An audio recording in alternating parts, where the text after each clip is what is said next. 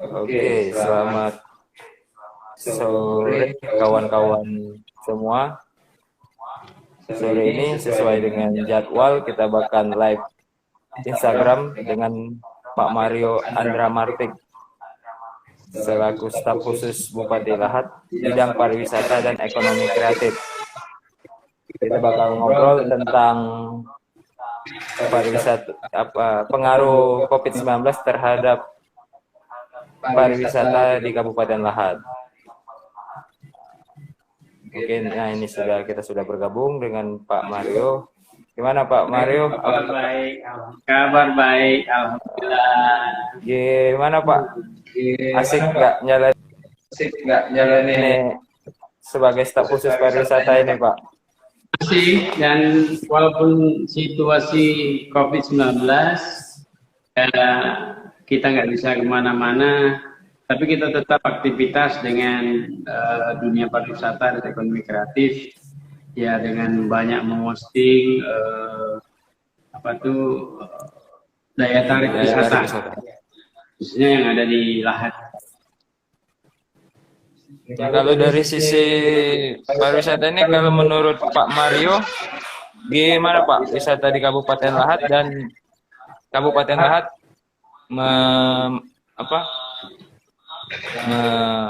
menghargai wisata itu gimana? Merespon wisata-wisata yang ada di Lahat dan penggiat-penggiatnya Pak?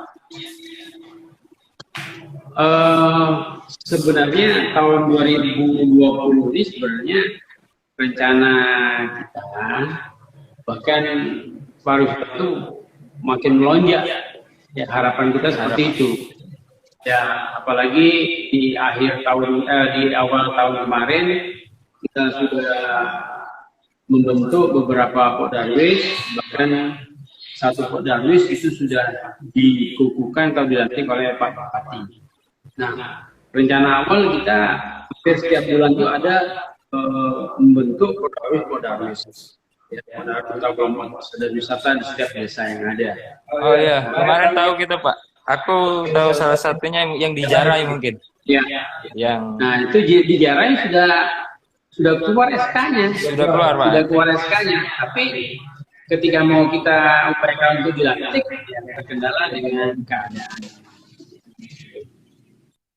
Nah, jadi sebenarnya kita mau start mulai tahun 2020, ya, karena kita sudah banyak hal yang sudah kita rencanakan, misalnya pengembangan daripada Taman Rekreasi Ribang Kemambang, kemudian yang tetap dilanjutkan, ya, di pinggir Matang juga ada pembangunan Taman Bunga Kelosia yang kita harapkan Lebaran ini sudah bisa dibuka untuk umum.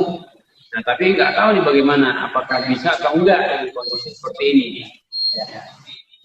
Jadi pas Pak tema kita kali ini, pengaruh COVID ini Pak, cukup berpengaruh. Iya. Sangat berpengaruh. Dan cukup menghambat lah dengan kawan-kawan beberapa penggiat wisata kan. Ya, pasti itu, pastinya. Nah, kalau dari sisi pemerintahan mengantisipasi pengaruh ini gimana Pak? Atau kita standby dulu atau kayak mana? Ya, kita ikutin himbauan pemerintah, sesuai himbauan pemerintah, kita ikutin protokol kesehatannya, ya. Tapi tidak bisa dipaksakan, akhirnya beberapa bisnis itu harus tutup sama sekali, ya. Ada restoran yang 100% tutup tuh bukan 1-2, ya, bukan. Kita juga tutup Pak, dari rafting. Ya, termasuk dari rafting ditutup, ya. Nah, ya. Sedangkan bisnis hotel masih bisa, tapi penurunan itu sangat signifikan sekali, ya, bisa 90% turunnya. Itu dampaknya COVID ini ya sangat drastis sekali, ya, terhadap sektor pariwisata. Padahal pada kejadian-kejadian sebelumnya, misalnya waktu SARS itu tidak begitu seperti ini, tapi COVID-19 ini sangat memukul khususnya industri pariwisata, karena industri pariwisata ini adalah industri yang mampu menggerakkan semua sektor industri yang ada. Ya. Nah, sekarang ketika destinasi wisata itu tidak dibuka, di situ ada kafe, warung, ya, yang harus tutup, tukang parkir, menjaga kebersihan. Nah, termasuk penyuplai dari makanan, minuman. Jadi sebenarnya semuanya kena. Nah, nanti kalau ini sudah kembali sempurna, pariwisatanya bergerak, semuanya akan bergerak. Kalau kayak seperti program Pak, ada nggak Pak program mengatasi di masa COVID ini Pak? Nah, jadi Ini pertama, masih maaf Pak sebelumnya. Ini mungkin dari kementerian mungkin atau dari kabupatennya sendiri kita Kabupaten Lahat Dinas Pariwisata lah. iya. Jadi waktu itu Dinas Pariwisata sebelum sudah melakukan langkah-langkah pendataan dengan mengunjungi beberapa hotel, restoran, ataupun destinasi wisata yang ada ya. Kita silaturahmi lah. Ternyata ada COVID-19. Nah, dengan data-data yang ada itu, kemudian kita usulkan kepada provinsi, datanya direspon sampai dikirim ke Kemenpar, dan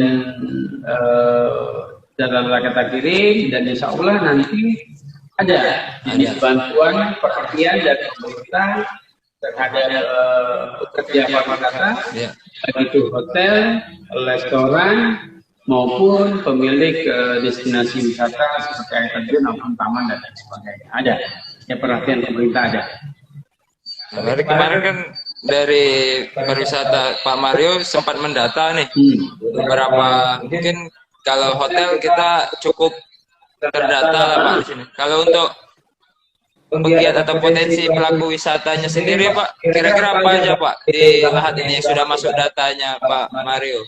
Ya, kita kemarin kita data bersama Dinas Pariwisata Kabupaten Lahat. Ya, kita data dari ada Taman Belambangan, Pancu, Rumah Pohon, kemudian air terjun, Maung, ya, TMC, Waterboom, termasuk yang di Tanjung Susati, Trades Baru. Kita himpun semua, kita minta datanya semua. Dan insya Allah nanti ada bantuan dari pihak nanti Dinas Pariwisata Kabupaten. Nah, kalau dari beberapa data wisata itu Pak yang memang jadi potensi, yang memang benar-benar potensi, apalagi setelah COVID nanti, kira-kira yang memang bagus lah ininya untuk wisatanya. Mungkin kita ke wisata alam dulu Pak. Jadi yang wisata alam yang saat ini sudah berjalan dengan baik, ya, antara lain ada air terjun Bulu ya di Lubuslo, air terjun Maung di Rindu Hati, air terjun Trades Barun di Pulau Panas Tanjung Sakti, kemudian ada Pelancu, nah Bukit Besar. Ya. Enggak. Nah, di Bukit Besar itu sendiri ya kita ketahui bahwa setiap saat karena mereka mendaki bukit ya, itu jumlah kunjungan per minggu ya itu tidak kurang dari 300 orang. Ya, itu sangat menjanjikan sekali. Ya, sangat menjanjikan sekali. Itu pendatangnya bukan seputaran Lahat, Sesumsel, ya regional Sumbaksel lah sudah. Itu yang pengunjung yang paling tinggi ya, yang di tahun 2019-2020 menurut catatan kami.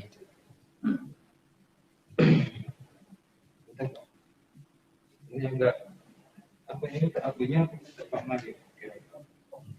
Pak Mario. Tidak, ini akunya. Bentar, Pak. Pak Mario boleh sambil ngomong, iya. Sambil ini. Itu ada bentar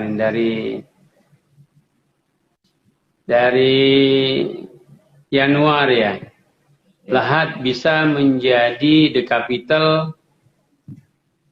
capital waterfall of the world. Itu benar sekali ya. Jadi Lahat sampai hari ini berdasarkan data kami ada 177 air terjun ya di Kabupaten Lahat. Ya, sebelumnya yang kita laporkan ada 140, tetapi hari ini kita mendapatkan angka 177 air terjun. Jadi kita bukan hanya terbanyak se-Indonesia, akan tetapi ini terbanyak sedunia. Ya, itu kawan kita Yanuar sudah cross check yang di Kanada itu ya jumlahnya jauh di bawah kita. Ya. Jadi potensi air terjun kita sangat banyak sekali. Terbanyak saat ini di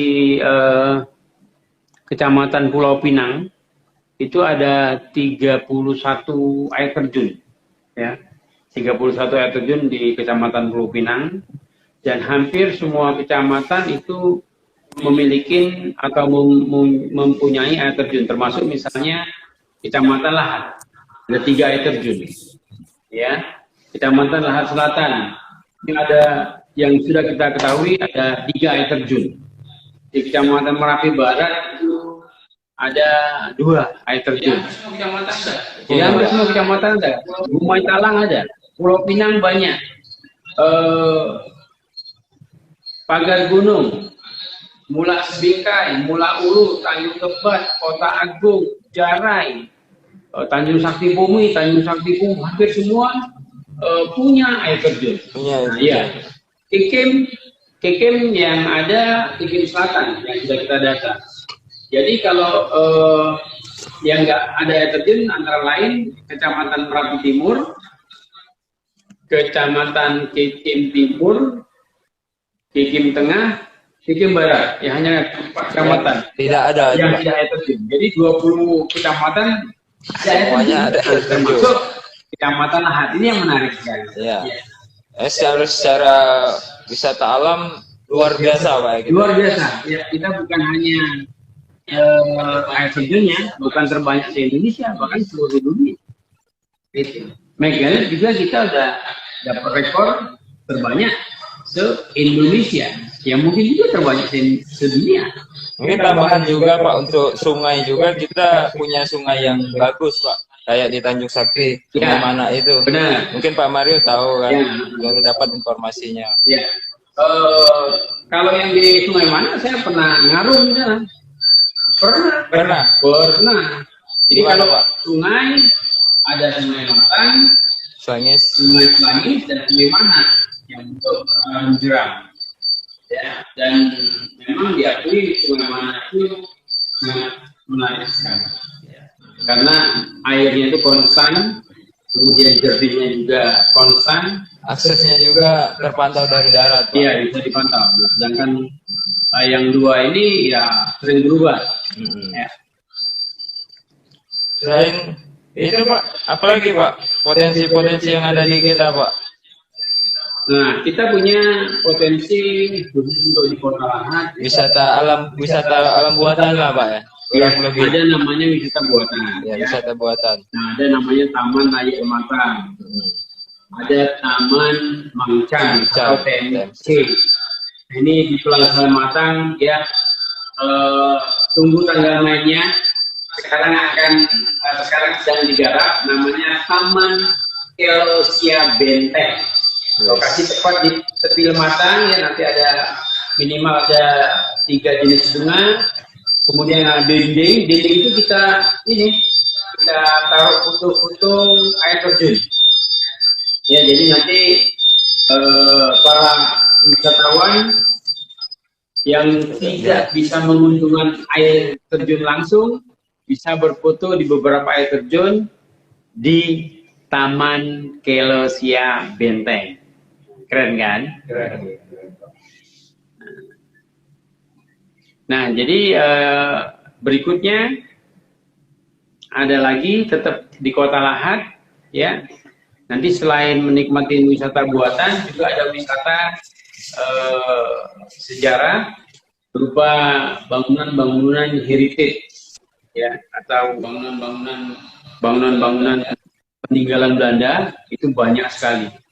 Nah, di tepi Lematang itu ada beberapa rumah bangunan Belanda, bahkan dulu menjadi kantor ataupun rumah pribadi daripada asisten presiden. Lanjut dulu Pak, aku ngobrol sini. Nah, kemudian di daerah Santo Yosef ya, atau kompleks SD SMP itu merupakan bisa dikategorikan sekarang benda cagar budaya. Ya.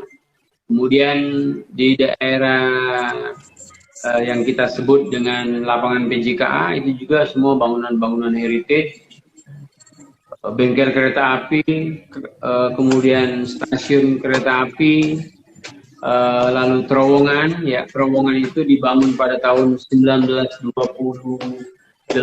sampai 1929.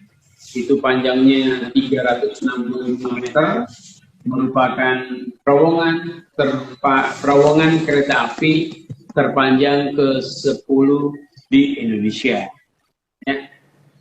Nah, kemudian tidak kalah pentingnya ya, kita ada Bukit Serilo atau disebut juga Bukit Jempol atau juga Bukit Serilo. Ya, bisa semua. Karena memang menarik, bukit ini bila kita lihat dari arah timur itu seperti telunjuk, tetapi ketika kita lihat dari arah barat itu seperti jempol, ya, gitu. Nah, kembali lagi ke yang wisata budaya, kita memiliki megalit terbanyak se-Indonesia. Itu dari rekor muri ya, tahun 2012 kita dapat rekor muri, menjadi pemilik situs megalit terbanyak se-Indonesia.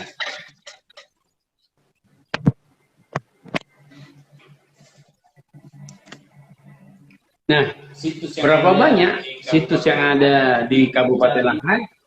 Saat ini tidak kurang dari 48 situs di Kabupaten Lahat yang tersebar di beberapa kecamatan, antara lain di Kecamatan Merapi Barat, Kecamatan Lahat, Kecamatan Pulau Pinang, Pagar Gunung, Tanjung Tebat, Mula Ulu, Kota Agung, ya, Gumai Ulu, Jarai, Sukamerindu, Pajar Bulan, dan Muara Payang. Nah, jadi hampir semua kecamatan memiliki situs megalit. Nah, dan yang paling menarik, situs megalit yang ada di Lahat di masa Belanda disebut dengan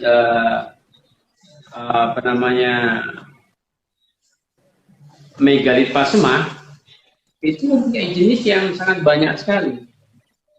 Ada sekitar 13 jenis, ya. Padahal kalau kita lihat yang di Inggris itu hanya satu jenis, namanya Circle Stone, yang atau disebut dengan Stonehenge. Nah, kemudian di Prancis itu paling ada dua, yaitu menhir, kemudian ada lukisan di dalam gua. Lalu kalau di Israel hanya satu jenis, arca, ya. Kemudian di Poso kurang lebih hanya dua, arca dan kalamba. Dan di beberapa tempat paling 3 atau 4 paling banyak. Tapi di sini ada 13 jenis. Nah, ini yang menarik untuk menjadi destinasi wisata adalah situs megalit di Lahat atau Pasemah. Ya. Kemudian ada lagi peninggalan masa megalit yang sekarang masih berlangsung, yaitu gerabah. Apa itu, Pak? Ya, gerabah. Gerabah itu gerabah atau keramik, ya. Nah, itu. Nah, ini gerabah ini adalah suatu peninggalan masa yang lebih tua daripada masa megalitik sebenarnya. Karena gerabah ini sudah ada sejak masa Neolitik, sekitar 3000 sampai 1000 tahun sebelum Masehi. Nah, sekarang ini masih berlangsung di Lahat, tepatnya di Desa Kebur. Di Desa Kebur itu ada Ibu Erni yang masih melestarikan atau melakukan pembuatan gerabah yang tanahnya diambil dari Desa Kebur itu sendiri, dan saat ini sudah menghasilkan tidak kurang dari sekitar 15 jenis. 15 jenis gerabah di sana ya. Ya seperti kendi, kendi. Masuk. Kemudian ada istilah tungku, ya seperti itu. Ya, kerajinan tangan lah Pak ya, bisa masuk. Iya, jadi sebagai pengrajin ya, pengrajin. Kalau di daerah lain itu Pak, pengrajin beberapa apa ini ada lagi nggak Pak di daerah lain? Nah, untuk gerabah sendiri yang tersisa hanya ada Di Merapi, di Kebur, di Desa Kebur. Tapi di daerah lain banyak sih. Di daerah Purwakarta, Jogja itu ada. Kalau untuk lahan memang di Kebur itu Pak. Iya, ada di Kebur. Nah, kira-kira apa lagi Pak selain gerabah, kerajinan tangan, wisata alam, wisata buatan, kira-kira Ada. apa lagi? Ya. Kita ada kalau mau hiking. Oh, hiking. Ya, hiking lokasi hiking yang paling menarik sekarang adalah Bukit Besar. Adalah Bukit Besar.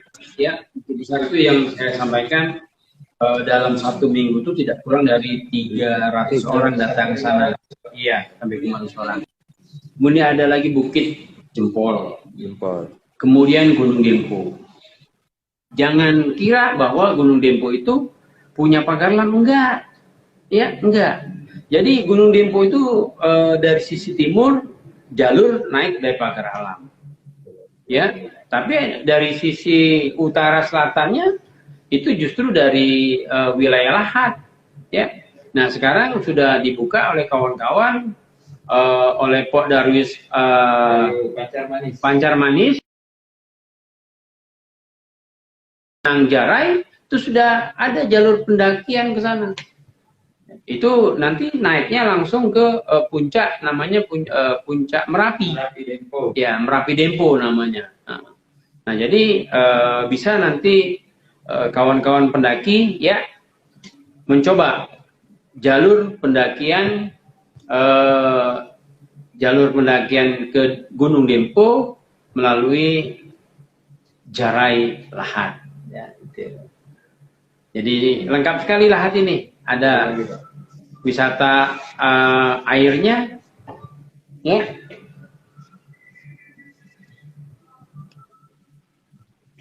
Ya.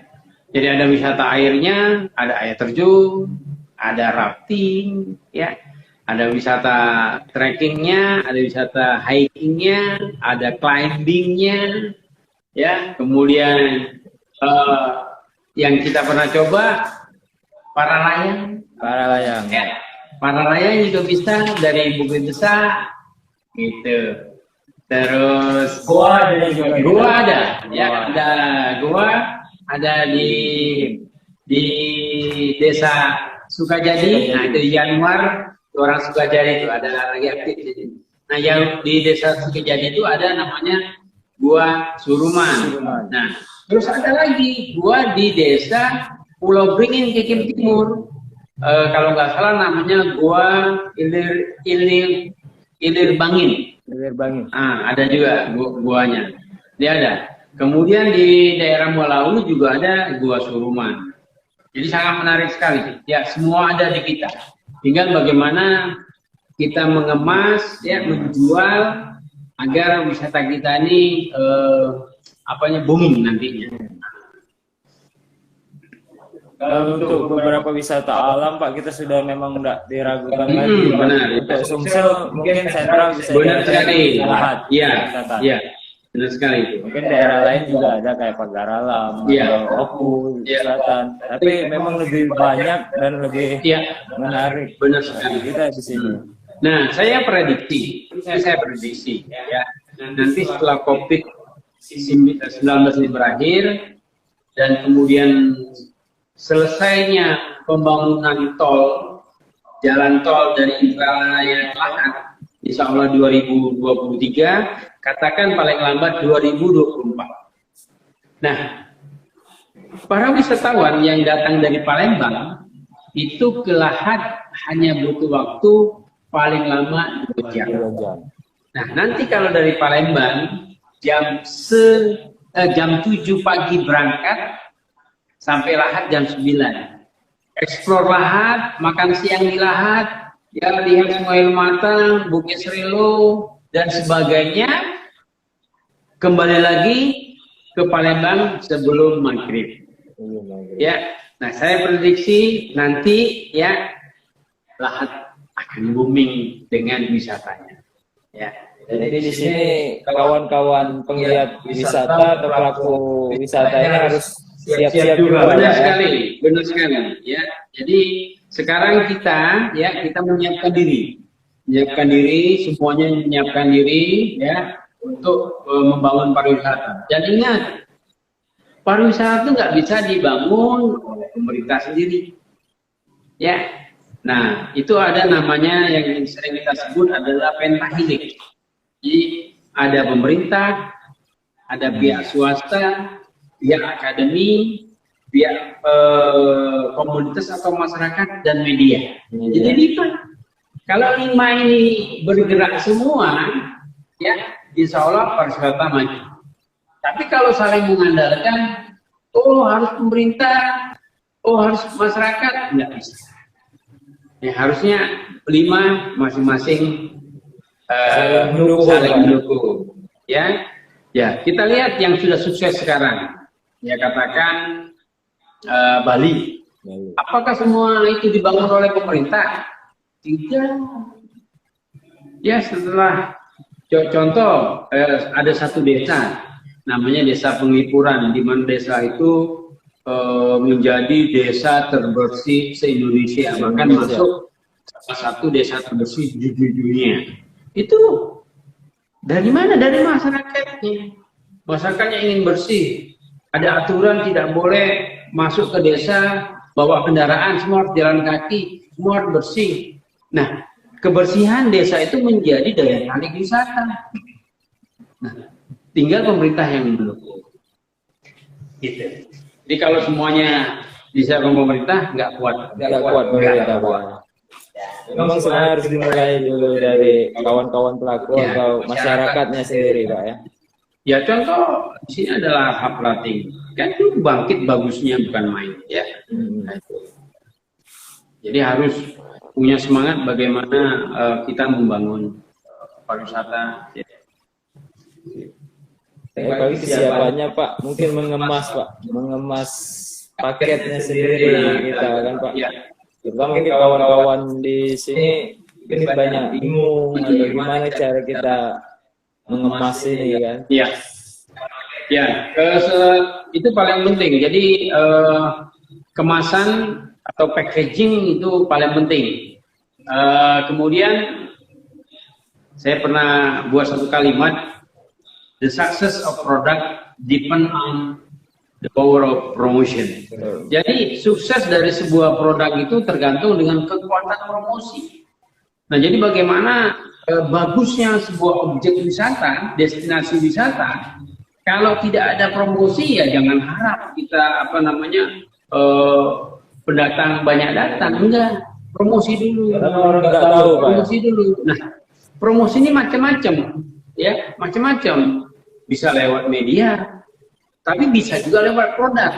Contoh nih, ya, ketika satu hotel itu dengan pelayanan yang baik, kemudian tamunya puas, itu sudah menjadi satu promosi. Dia namanya itu yang kita sering sebut promosi dari mulut ke mulut.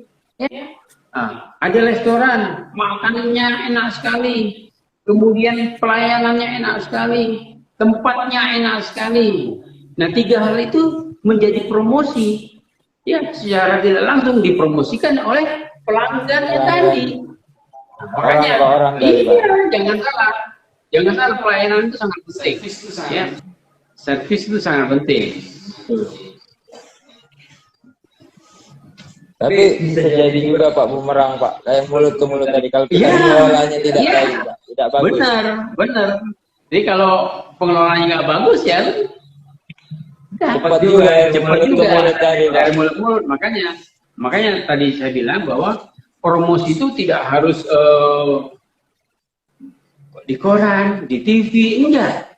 Jadi produk itu sudah menjadi satu promosi tersendiri. Ya.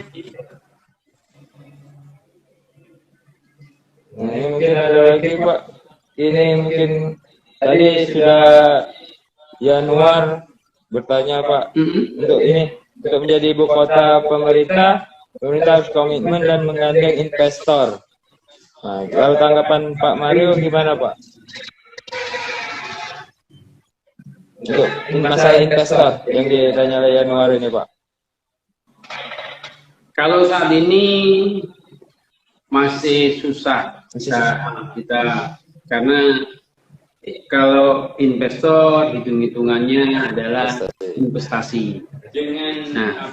Dengan perkembangan wisata yang saat ini, investor masih belum berani.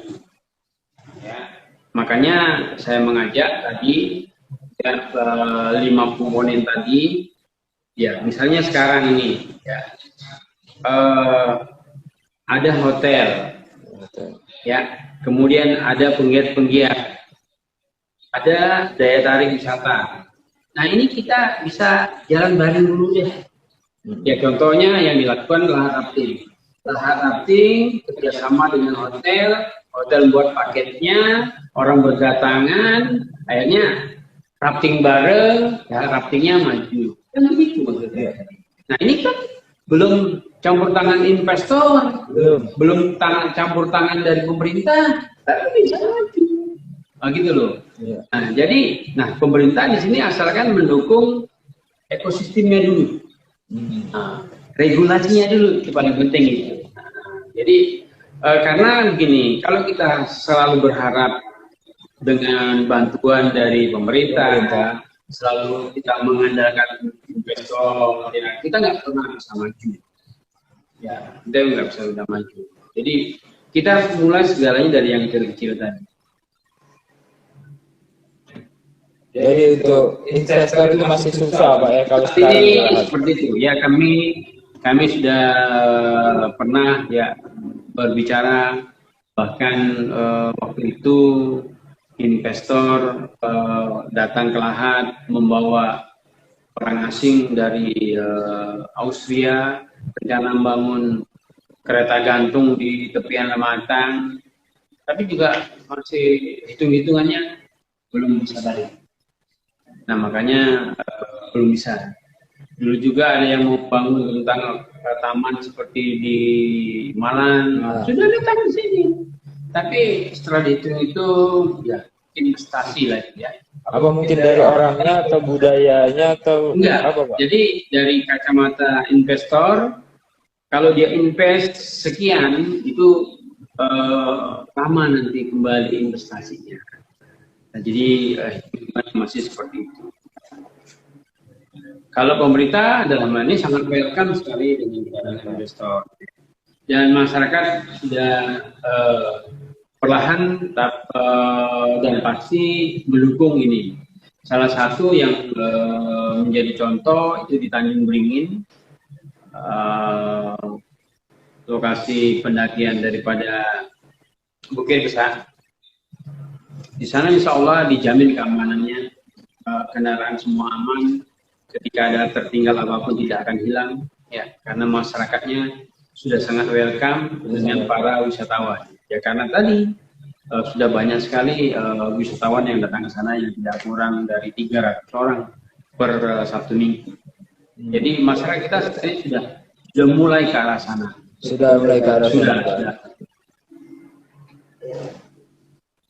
Nah sebenarnya banyak dari kawan-kawan atau pelaku wisata ini sudah mulai sadar Pak dengan pentingnya pengelolaan itu sendiri. Ya. Karena banyak juga yang kemarin beberapa air terjun lah contohnya yang memang pengelolaannya kurang bagus, akhirnya redup sendiri kan. Nah kalau terang di air terjun sih Pak, banyak pengelolaan mungkin dari masyarakatnya, dari semacam memanfaatkan, ada beberapa kan. Nah kalau itu dari pemerintah gimana Pak nyikapinya Pak? Kayak misal lewat beberapa pos itu ada ini tagihan. Kita sudah berusaha, Dinas Pariwisata sudah berusaha untuk melakukan pendekatan-pendekatan. Kemudian juga pernah ada terjadi satu masalah seperti tadi di satu tempat dan akhirnya kita bisa selesaikan.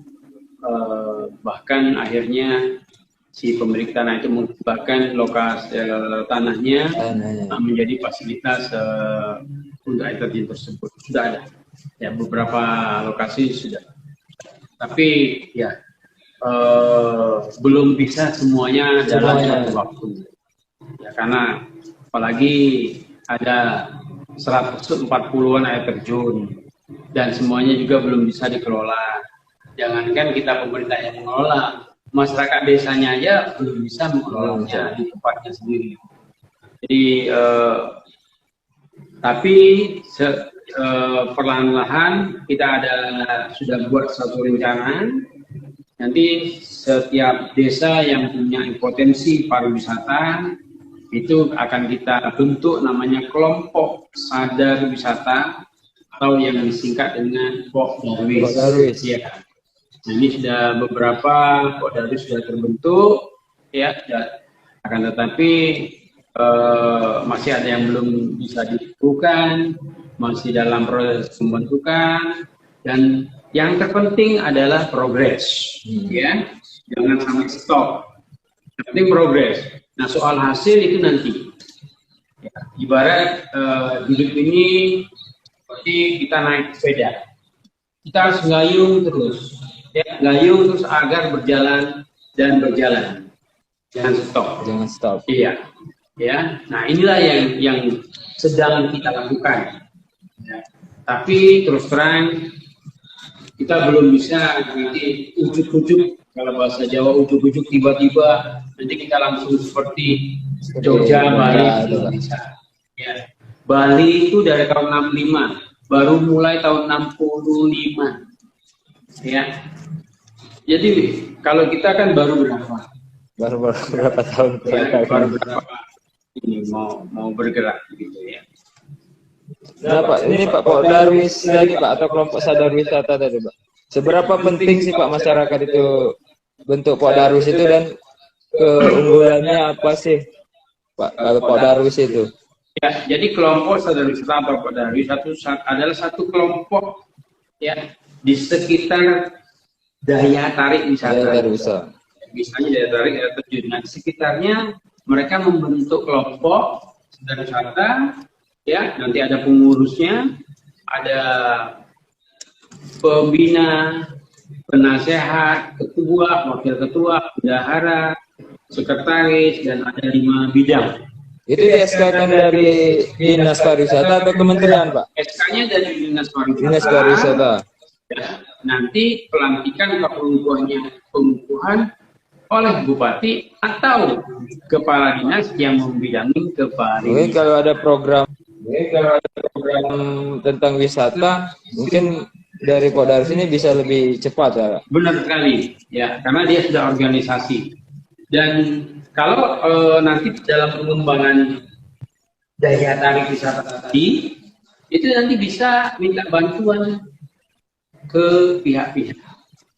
Bahkan dana desa pun bisa diarahkan, bisa dialokasikan ke wisata Pak. Itu contoh di desa Penandingan Mulak Sebingkai. Di desa Penandingan Seksu. Itu membangun tempat itu dari dana desa. Dari dana desa. Ya, ya, sudah ada contohnya. Nah, jadi kembali yang 5 atau pentahelik tadi, salah satunya adalah masyarakat komunitas. Ya, itu yang jadi faktor utama Pak ya. Faktor utama. Kalau yang lain mendukung kan. Iya. Nah, kalau ini sudah masyarakatnya sudah Sadar. ya dengan membentuk kelompok sadar wisata, kemudian mereka mengelola, mengembangkan wisata yang mereka miliki, nanti hasilnya mereka nikmati. Ya itu salah satu contoh yang sudah terjadi di Kabupaten Klaten. Ada desa kok saya lupa. Ada sebuah desa di sana itu di mana penghasilan desa itu satu tahunnya sampai 14 miliar. Ya, itu dari pemanfaatan wisata air. Jadi cukup lumayan lah kalau untuk Benar sekali. menunjang sektor ekonomi dari sisi pariwisata ini, Pak ya.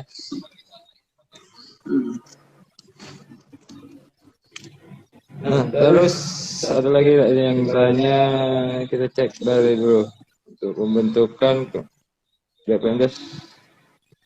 Wah, dulu saya adalah mantan ketua. Nah, ini kalau masalah bantuan pemerintah tadi sudah dijawab, sudah dijelaskan juga oleh Pak Mario. BPMDes koordinasi ke pendamping desa dan tenaga ahli desa. Nah, ini kayaknya Yanuar ini sudah tahu betul koordinasinya, jalan-jalan birokrasinya, Pak. Ini dia mencontohkan yang penandingan Kecamatan Seksu. Ya, yang tadi saya singgung ya. Atau memang si Yanuar ini memang terlibat juga, Pak, dalam pembentukan di Seksu itu, atau memang tenaga ahli kurang paham? Mungkin dia tetangga desa yang satu kecamatan. Oh. Kira-kira ada lagi nggak, Pak? Saya kira udah cukup ya. Cukup. Nah, kita sudah semua mewakili untuk hari ini ya. Kalau program terdekat dari dinas di masa COVID ini memang kita stay lagi, Pak. Stay dulu.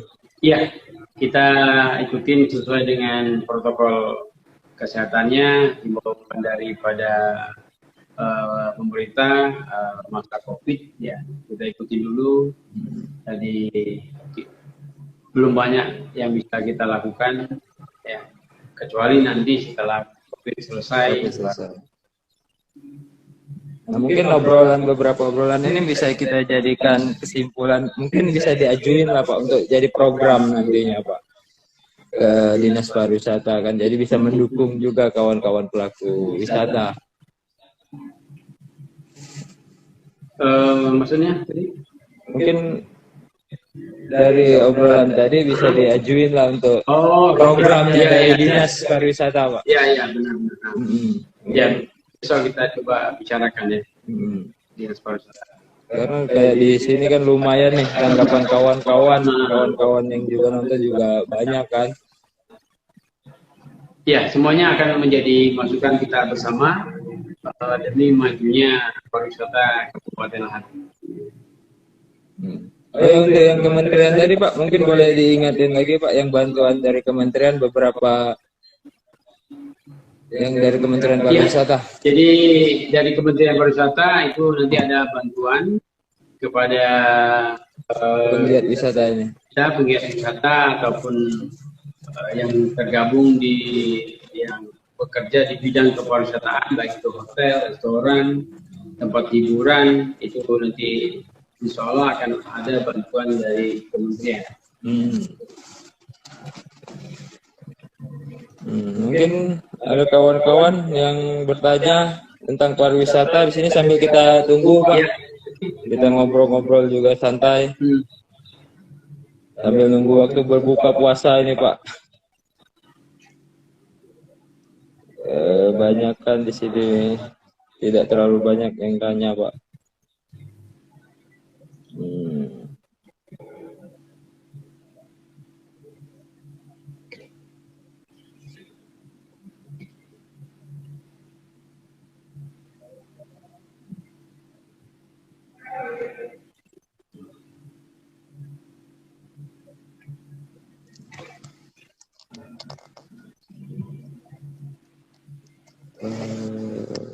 Bagaimana tanggapan pemerintah terkait lahan?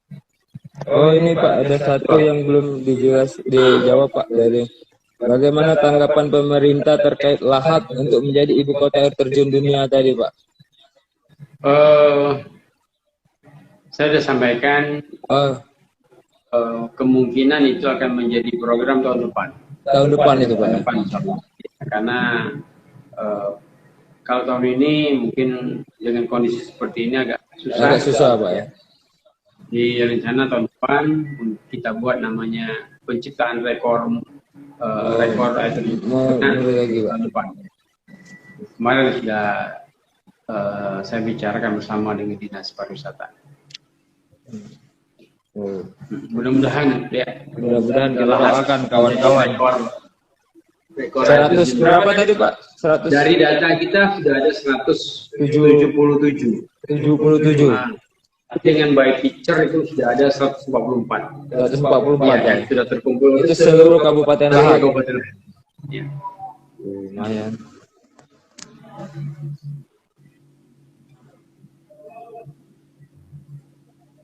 Jadi kalau mau dikunjungin satu persatu, ya lumayan butuh waktu. Butuh waktu.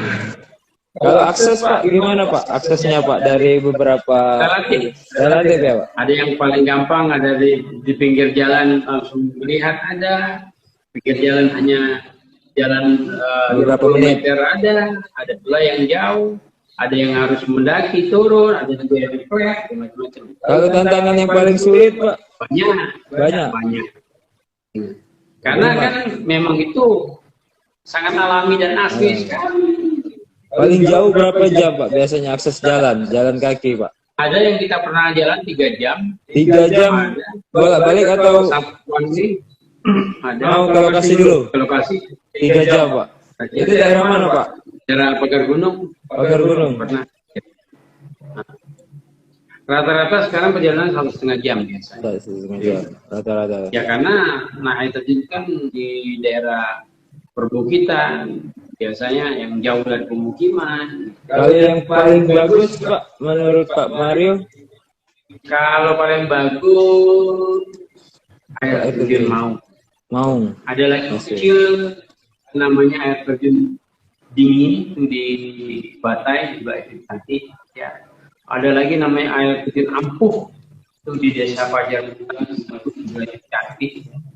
Jadi, kalau yang water blue itu kan cuma kayak danau aja ya. Danau aja. Tapi kalau yang lain itu memang indah sekali, air jatuh itu indah sekali, terus bawahnya bisa untuk berenang. Gitu. Tapi kemarin cukup viral kan Pak? Yang water blue. Kan kalau yang tertinggi itu daerah tinggi sekarang namanya air terjun Muara Nibung. Di desa Tanjung Nibung itu bisa dikatakan tertinggi di Lahat saat ini, tingginya sekitar 120 meter. Kecamatan mana itu Pak? Kecamatannya Tanjung Tebat. Tanjung Tebat. Iya. Itu dekat. Iya. Sedang booming-boomingnya saat ini. Paling tinggi itu untuk sementara. Paling tinggi sementara. Jadi bisa dikatakan tertinggi di Sumatera Selatan karena berdebung itu cuma 99 meter. 99 meter. Ini hampir 100 minimal 120 meter. 120 Ya. meter. Wah. Tanjung Nibung. Ya, desanya Tanjung Nibung, Kecamatan Tanjung Tebat. Airnya nanti mengalir dia ke Langsung ke Muara Lematang. air Indikat. Oh, Indikat. Oh, Indikat ya Pak.